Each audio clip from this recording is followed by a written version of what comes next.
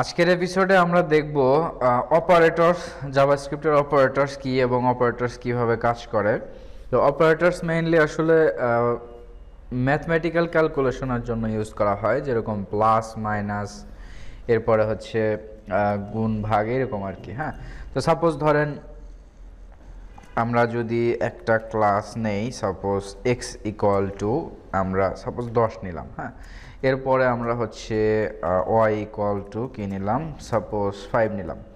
তো এখন আমরা এই দুইটাকে যোগ করে অন্য একটা ভ্যারিয়েবল তৈরি করব। সেটা কিভাবে? সাপোজ ধরেন লেট জেড ইকুয়াল টু, আমরা যেটা করতে পারি সেটা হচ্ছে যে এই যে এক্স প্লাস ওয়াই, এইভাবে আমরা ক্যালকুলেশন করতে পারি। তো এই যে প্লাস, মাঝখানে প্লাস দিলাম, এই দুইটা ভ্যালুর যোগ হয়ে যাবে এখানে। তো এই দুইটা ভ্যালু যোগ হয়ে এক্স প্লাস ওয়াই এখানে ডিফাইন করতেছে। তার মানে এই যে প্লাস, এটাই হলো অপারেটর সাইন। তো এটা plus operator.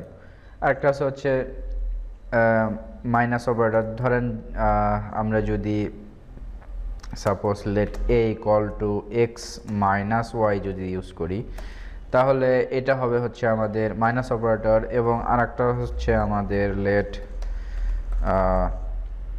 B equal to, আমরা যদি এখানে ইউজ করি হচ্ছে এক্স মাল্টিপ্লাই, যদি আমরা ইউজ করতে চাই তো সেক্ষেত্রে এরকম মাল্টিপ্লাই দিয়ে ওয়াই দিতে হবে। তার মানে হচ্ছে এটা মাল্টিপ্লাই অপারেটর, অর্থাৎ গুণন হয়ে যাবে।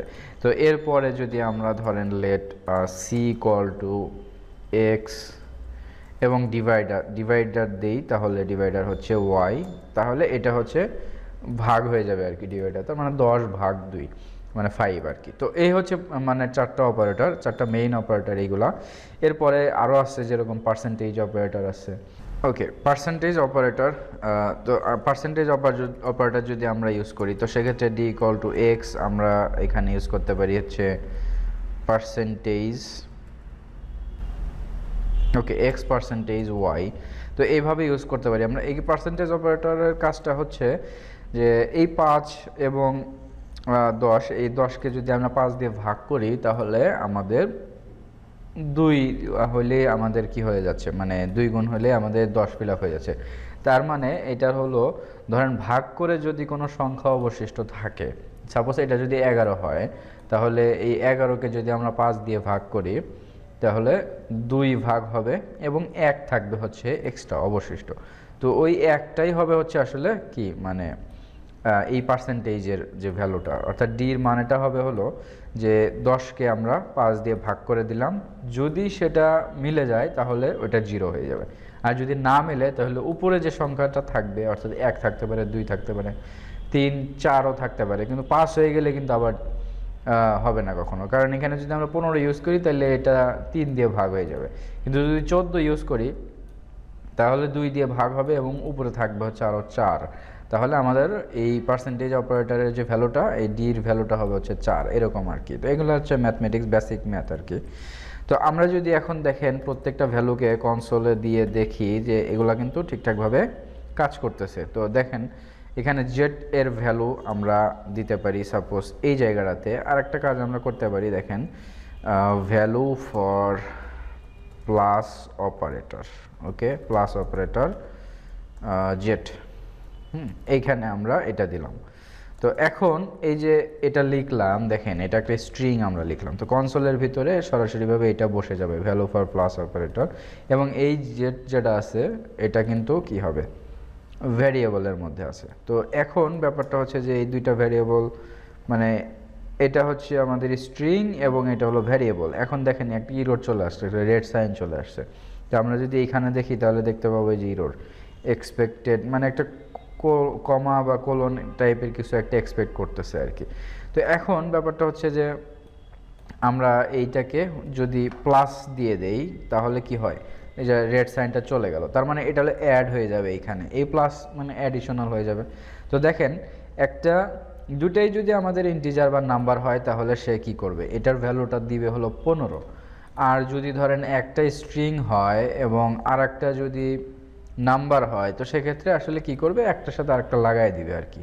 তার মানে এই পর্যন্ত ঠিক থাকবে, এই জেডের যে ভ্যালুটা আছে সেটা এখান থেকে আসবে। তার মানে ফার্স্টে যদি আমরা এখন যদি আমরা কনসোলটা চেক করি তাহলে দেখেন value for plus operator Z equal to 15 দেখাবে, জেড ইকুয়াল টু এটার ভিতরে আর যদি আরেকটা স্পেস দিয়ে দেই তাহলে জেড ইকুয়াল টু 15 দেখাচ্ছে। তার মানে ব্যাপারটা হচ্ছে যে এই স্ট্রিংয়ের সাথে যখন আমরা নাম্বারকে প্লাস অপারেটর দিয়ে যোগ করে দেব তার মানে সেটা কি হবে, পাশাপাশি বসে যাবে।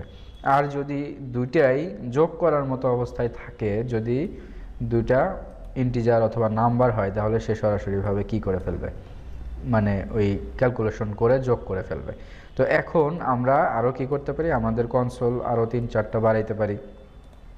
প্লাস অপারেটর দিলাম, মাইনাস অপারেটর দিতে পারি। মাইনাস অপারেটর হচ্ছে এ, তারপরে আমরা হচ্ছে মাল্টিপ্লাই দিতে পারি, মাল্টিপ্লাই অপারেটর হচ্ছে আমাদের সি এবং ভ্যালু ফর না মাল্টিপ্লাই হচ্ছে বি থাকবে এবং আমাদের এইখানে থাকবে হচ্ছে সি, এটা হচ্ছে আমাদের কি ভ্যালু, ডিভাইডার। ওকে, ডিভাইডার এরপরে হচ্ছে পার্সেন্টেজ অপারেটর আর কি। তো এটাকে ডুপ্লিকেট করে আমরা এখানে ভ্যালু ফর পার্সেন্টেজ অপারেটর। ওকে, তো এখন আমরা এই পার্সেন্টেজ অপারেটর হচ্ছে ডি, তারপরে আমরা এইটা সি বি সব ঠিক আছে। এখন এটা তো জেড, এটা তো মনে করেন যে এ, তারপরে হচ্ছে মানে এই যে এই ভ্যালুটা, হ্যাঁ, মাইনাস যেটা হবে, তো যেটা গুণন হবে সেটা হবে হচ্ছে বি। ওকে, যেটা গুণন হবে সেটা হচ্ছে বি, যেটা ডিভাইডার হয়ে যাবে সেটা হয়ে যাবে সি এবং তারপরে এটা হচ্ছে ডি। ওকে, তো এই হচ্ছে আমাদের অপারেটরের যে বেসিক কনসেপ্ট, এই অপারেটরের বেসিক কনসেপ্টগুলো এরকম। তো এখন আমরা যদি দেখি প্রত্যেকটা কিন্তু মানে ভাগ করে ফেলছে, দেখেন 15, 5, তারপরে এটা মাল্টিপ্লাই 50, এটা হচ্ছে ডিভাইডার 2 এবং পার্সেন্টেজ হচ্ছে 0। এখন যদি আমরা এটাকে 10 না দিয়ে 11 দিই তাহলে কি হয় আসলে দেখেন। তো 11 দিলে সবগুলো ভ্যালু চেঞ্জ হয়ে যাবে, এটা 16 হয়ে গেল, এটা 6 হয়ে গেল, এটা 55 হয়ে যাবে, এটা 2.2 এবং এই যে দেখেন পার্সেন্টেজে কিন্তু এখানে অন দেখা যাচ্ছে। তো এই হচ্ছে মানে টোটাল অপারেটরের কনসেপ্ট, প্লাস মাইনাস, তারপরে হচ্ছে মাল্টিপ্লাই, ডিভাইডার, পার্সেন্টেজ, এইগুলা। তো নেক্সট এপিসোড থেকে আমরা শিখবো হচ্ছে আমাদের যে HTML এর যে এলিমেন্টসগুলো আছে এগুলাকে আমরা ধরে কিভাবে হোভার করতে পারি, কিভাবে ক্লিক করতে পারি, ক্লিক করে কিছু একটা করতে পারি। হ্যাঁ, তো এই ধরনের কাজগুলো আমরা নেক্সট এপিসোড থেকে শেখা শুরু করব।